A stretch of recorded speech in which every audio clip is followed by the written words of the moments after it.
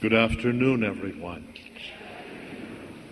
My brother priests and deacons, sisters of St. Joseph, fellow religious, dear parishioners here at St. James Parish. It's a great joy to be with you, to accompany you on this very historic occasion when you mark 150 years of the life of this parish.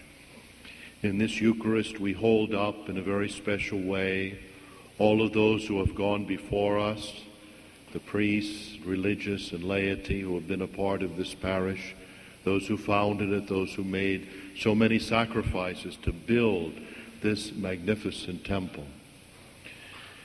We ask for God's blessing upon all of you and your families as you face this next century in the history of this family of faith.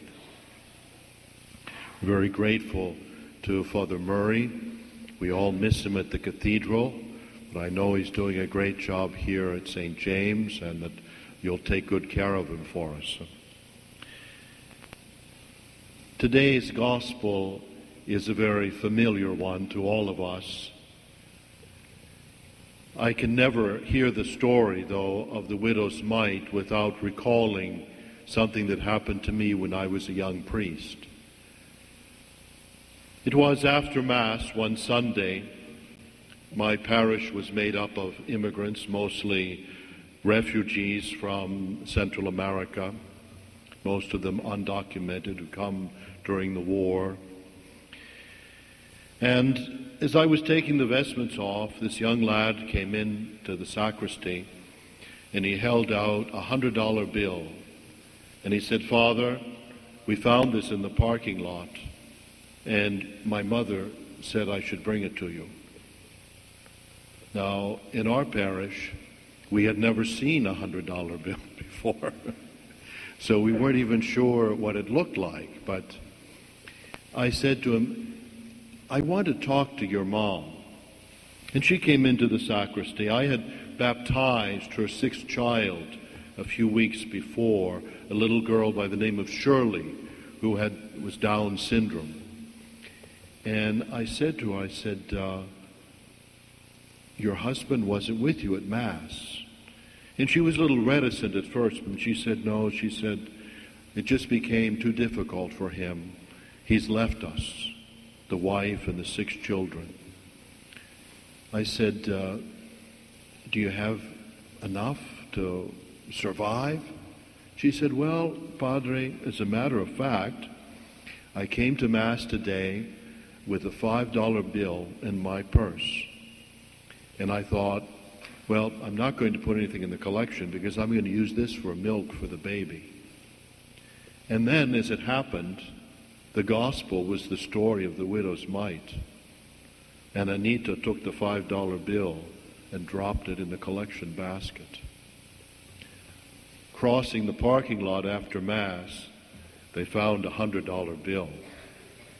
No one ever came to claim the $100 bill, and I told them that that was a gift from God for their generosity. But it brought home to me that this woman, Anita, with her great faith and her poverty, was like so many of the people that are the protagonists of the Gospels that we hear every Sunday. The lame, the blind, the halt, the lepers, the beggars, the widows, the poor.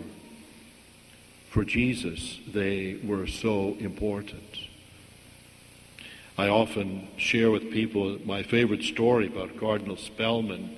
They say one day he was in his office and the intercom rang and he picked it up and it was the new secretary down in the vestibule of the chancery, the lobby.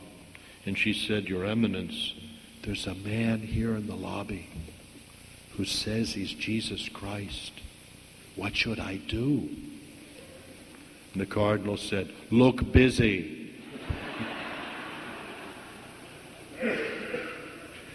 Well, the Cardinal was right. That homeless, schizophrenic man off of his meds is, as Mother Teresa says, Jesus Christ in a distressing disguise. And he has a very special claim on our love.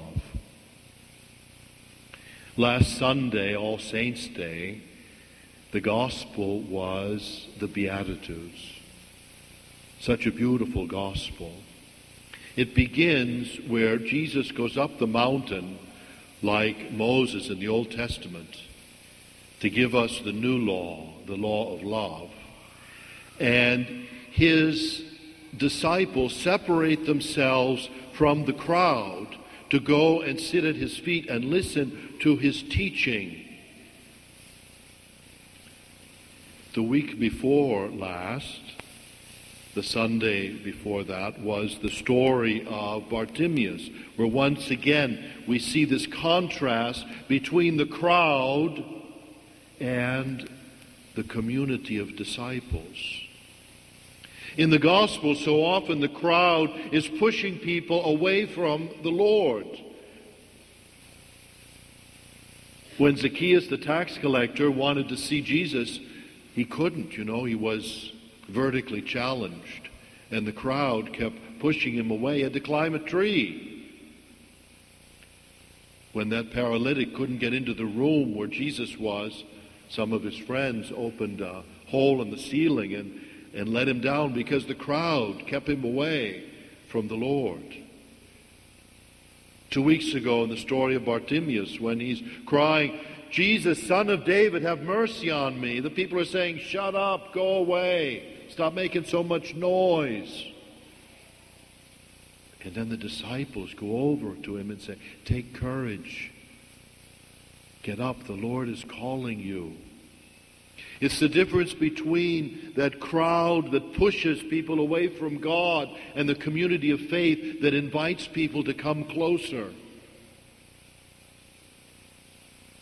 We are to be that kind of a community that challenges people but calls them to follow the Lord and welcomes them.